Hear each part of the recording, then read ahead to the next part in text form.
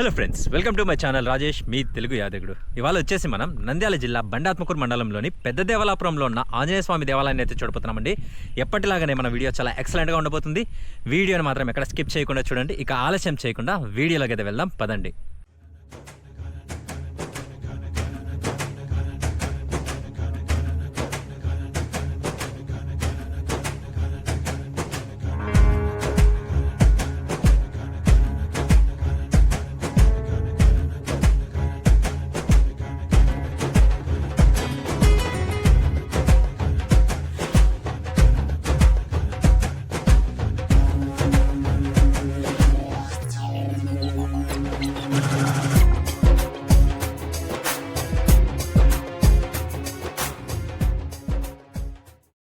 Hello guys, present మన journey Velugodu నుంచి పెద్ద దేవాలాపురంకి స్టార్ట్ చేశామండి.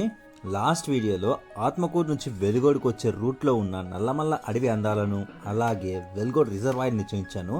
ఇక ఇవాళ మనం వెలుగోడు నుంచి పెద్ద దేవాలాపురం అయితే వెళ్తున్నామండి. వెలుగోడు నుంచి ఇప్పుడు మనం వెళ్తున్న పెద్ద దేవాలాపురం వచ్చేసి అప్రాక్సిమేట్లీ 10 కిలోమీటర్స్ ఉంటుంది. దారి పొడవున ఎక్కడ చూసినా వరి పంట ఉంది. చూడటానికి చాలా బాగుందండి. ప్రజెంట్ మనం గాలేరు బ్రిడ్జ్ మీద అయితే వెళ్తున్నాము. ఈ బ్రిడ్జికి చాలా గొప్ప చరిత్ర అయితే ఉంది. బ్రిటిష్ కాలంలో అయితే ఈ బ్రిడ్జిని నిర్మించారండి.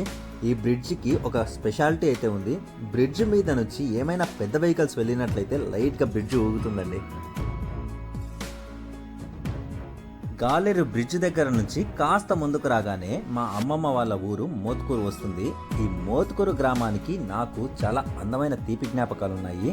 సమ్మర్ హాలిడేస్ వచ్చాయంటే మేము ఇక్కడికే వచ్చేవాళ్ళమండి. ఇప్పుడు మనం చూస్తున్నది బాలేరన్న బావి. ఇక్కడ నుంచి మేము నీళ్ల బిందెను మా అమ్మమ్మ ఇంటికి మోసుకొని వెళ్ళేవాళ్ళము. నేనైతే ఆ బిందెను మోయలేక దారి మధ్యలోనే కింద పడేస్తుంటే ఆ రోజులు మళ్ళీ రావు. పెద్ద దేవాలాపురం ఆంజనేయ స్వామి దేవాలయం దగ్గరికైతే వచ్చేసాము. దూరంగా కనిపిస్తున్నదే ఏకశిల ఆంజనేయ స్వామి దేవాలయం అండి. చుట్టూ పంట పొలాల మధ్య ఈ దేవాలయాన్ని చాలా అద్భుతంగా నిర్మిస్తున్నారండి. ఫైనల్గా మనం పెద్ద దేవాలాపురం ఆంజనేయ స్వామి దేవాలయం దగ్గర అయితే ఉన్నామండి. ఈ దేవాలయంలో వచ్చేసి ఆంజనేయ స్వామిని ఏకశిల మీద అయితే మలిచారు. అంటే ఒక్క రాయి మీదనే ఆంజనేయ స్వామి విగ్రహాన్ని అయితే మలిచారండి. దేవాలయం లోపల చాలా అద్భుతంగా ఉంది. లోపలికి వెళ్ళి ఏ విధంగా ఉందో చూద్దాం, పదండి. దేవాలయం ఎంట్రన్స్లోనే మనకు విఘ్నేశ్వరుడు దర్శనమిస్తాడండి. నాతో పాటు ఆ విఘ్నేశ్వరుడిని మీరు కూడా దర్శించండి. విఘ్నేశ్వరుడి మండపం వెనక వైపున మనకు శివలింగం అలాగే నాగులకట్ట ఉంటుంది. ముందుగా విఘ్నేశ్వరుడిని దర్శించుకొని తర్వాత నాగులకట్టను దర్శించుకొని ఆ తర్వాత ఆంజనేయ స్వామి దేవాలయం లోపలికి అయితే వెళ్దామండి.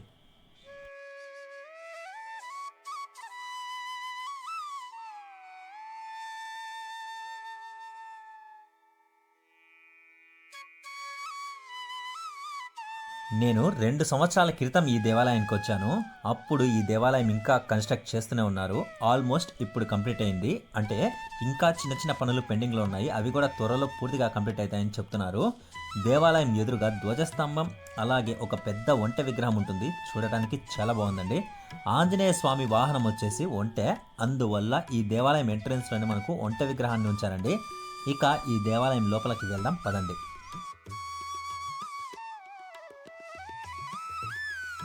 దేవాలయం లోపల ఇంకా కన్స్ట్రక్షన్ వర్క్ జరుగుతూనే ఉంది. నియర్లీ ఇంకొక 1 ఇయర్ పట్టొచ్చు పూర్తిగా కంప్లీట్ అవ్వడానికి. ఈ దేవాలయం మొత్తం 2 ఫ్లోర్లు ఉంటుందండి. దేవాలయం లోపల ఉపదేవాలయాలు ఉన్నాయి. ముందుగా ఆ దేవాలయాలను దర్శించుకొని తరువాత ఆంజనేయ స్వామిని దర్శిద్దామండి. ప్రజెంట్ మనం గరుడ వాహన శ్రీ లక్ష్మీనారాయణ స్వాముల వారి దేవాలయం దగ్గర అయితే ఉన్నామండి. ఆంజనేయ స్వామి దేవాలయం చుట్టూ మొత్తం 5 ఉపదేవాలయాలు ఉన్నాయి. వాటిలో మొదటిది ఈ దేవాలయమేనండి. ఇప్పుడు మనం చూస్తున్నది 2వ ఉపదేవాలయమైనటువంటి శ్రీ లక్ష్మీ వరాహ స్వాముల వారి దేవాలయం అండి. చూడటానికి చాలా అద్భుతంగా ఉందండి.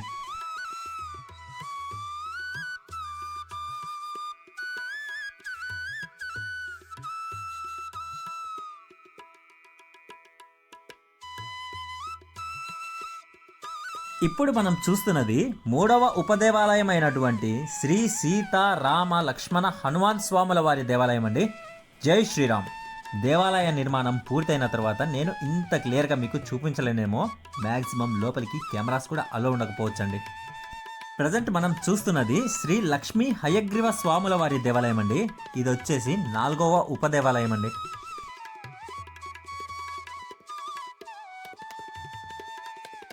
ఇప్పుడు మనం 5వ ఉపదేవాలయం అయినటువంటి శ్రీ లక్ష్మీ నృసింహస్వాముల వారి దేవాలయాన్ని అయితే చూస్తున్నామండి.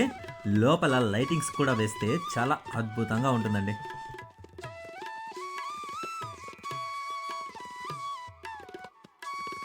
లోపల ఉన్న అన్ని ఉపదేవాలయాలను మనం దర్శించుకున్నాం కదా, ఇక మనం ఆంజనేయ స్వామిని దర్శించుకుందాం పదండి. లోపల మాత్రం చాలా ప్రశాంతంగా ఉందండి. కుదిరితే ఫస్ట్ ఫ్లోర్ నుంచి కూడా మీకు ఆంజనేయ స్వామిని చూపించడానికి ట్రై చేస్తాను. ఇప్పుడు మనం చూస్తున్నది స్వామివారి గద అలాగే పాదుకలండి.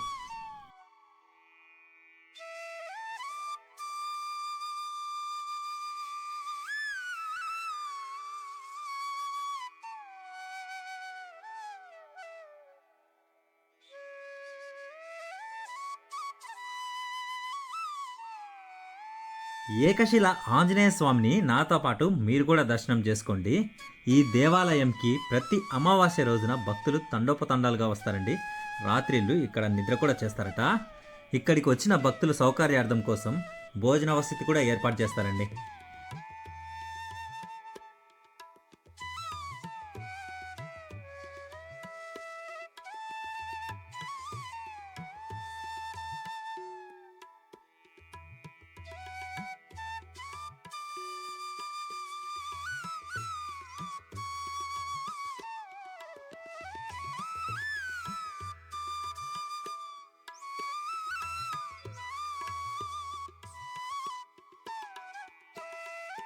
ప్రజెంట్ మనం ఫస్ట్ ఫ్లోర్లో ఉన్నామండి.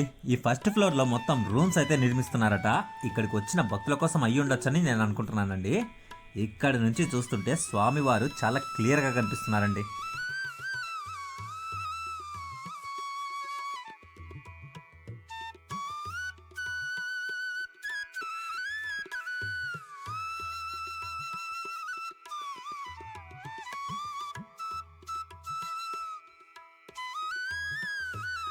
దేవాలయానికి రైట్ సైడ్ నవగ్రహ మండపం ఉంది.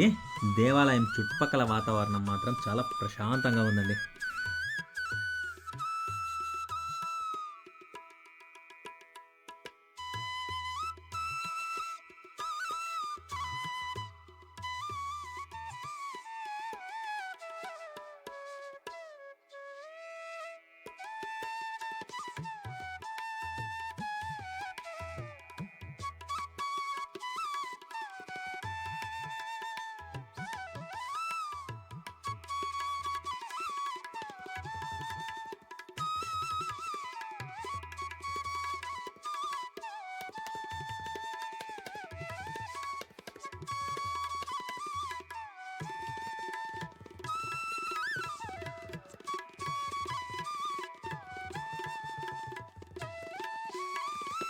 చెప్పడం మర్చిపోయాను, ఈ దేవాలయం దగ్గర నిత్యాన్నదానం అయితే ఉంటుందండి. మీరు ఇక్కడికి వచ్చినప్పుడు తప్పకుండా స్వామివారి ప్రసాదం స్వీకరించి వెళ్ళండి.